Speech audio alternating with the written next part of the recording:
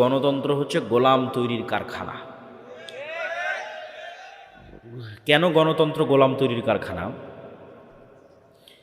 গণতন্ত্রের যে কালচার, এই পুরো কালচারটা নিম্ন লেভেল থেকে উপর লেভেল পর্যন্ত মিথ্যার ওপর দাঁড়িয়ে আছে। মিথ্যা না বললে আপনি এখানে রাজনীতি করতে পারবেন না।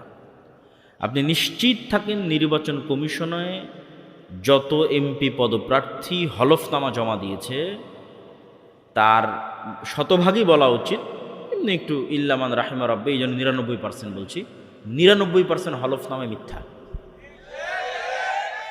ওর বাস্তব যা সম্পদ সেটা সে সেখানে দেখায়নি, সেটা সে সেখানে বলেনি। এই পুরো কালচারটা মিথ্যার উপর দাঁড়িয়ে আছে, পুরো কালচারটা। এখন আপনাকে যেহেতু ভোট নিতে হবে, আপনি আর একজনের বিরুদ্ধে যদি না বলেন কেমনে ভোট নেবেন? আর একজনকে যদি ব্যক্তিগত অ্যাটাক না করেন, ছোট না দেখান যে ওই ছোট, ওই নিকৃষ্ট, ওই খারাপ, কেমনে ভোট নেবেন? কিন্তু দেখেন এই বিষয়টাই যে আপনি আর একজনকে ছোট দেখাতে চাচ্ছেন, এটাই তো মানুষকে গোলাম বানাচ্ছে, নেতা বানাচ্ছে না তো। মেন্টালিটিটা গোলাম হয়ে যাচ্ছে, তো মানসিকতা তো গোলাম হয়ে যাচ্ছে।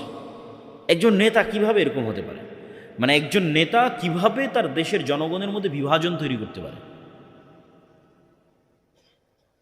এগুলো বোঝার জন্য, আমি যে কথাগুলো বলছি এগুলো বোঝার জন্য চিন্তা শক্তি লাগবে, ঠান্ডা মাথায় বুঝতে হবে।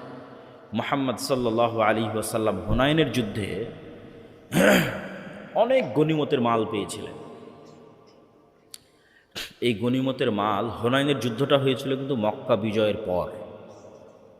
মক্কার মানুষ কেবল মুসলমান হয়েছে, এরা তো এতদিন মুহাম্মদ সাল্লাল্লাহু আলাইহি ওয়াসাল্লামের বিরুদ্ধে যুদ্ধ করত। আর মক্কার মানুষ কেবল মুসলমান হয়ে মুহাম্মদ সাল্লাল্লাহু আলাইহি ওয়াসাল্লামের পক্ষে নিয়ে প্রথম যুদ্ধ করতেছে, হুনাইনের যুদ্ধ। এই গনিমতের মালের প্রায় সবই মুহাম্মদ সাল্লাল্লাহু আলাইহি ওয়াসাল্লাম মক্কার নবমুসলিমদের মধ্যে দিয়ে দিয়েছে। এখন যারা মুহাজির এবং আনসার, যারা মক্কা থেকে হিজরত করে আল্লাহর নবীর সাথে গেছিল মদিনায়, আর যারা মদিনায় আল্লাহর নবীর পাশে দাঁড়িয়েছিল, সবচেয়ে বেশি কষ্ট তো তারা করেছে। বদরের যুদ্ধ তারা লড়েছে, উহুদ খন্দক তারা লড়েছে, আল্লাহ নবীর কাঁধে কাঁধ রেখে আল্লাহ নবীর সকল দুঃখ কষ্ট তারা শেয়ার করেছে। আর আল্লাহর নবীকে সবচেয়ে বেশি কষ্ট দিয়েছে মক্কার মানুষ। আজ ইসলামের একটা অর্জন, হুনাইনের যুদ্ধে বিজয়, এই অর্জনের একটা বড় অংশ চলে যাচ্ছে সেই মক্কার মানুষের কাছে,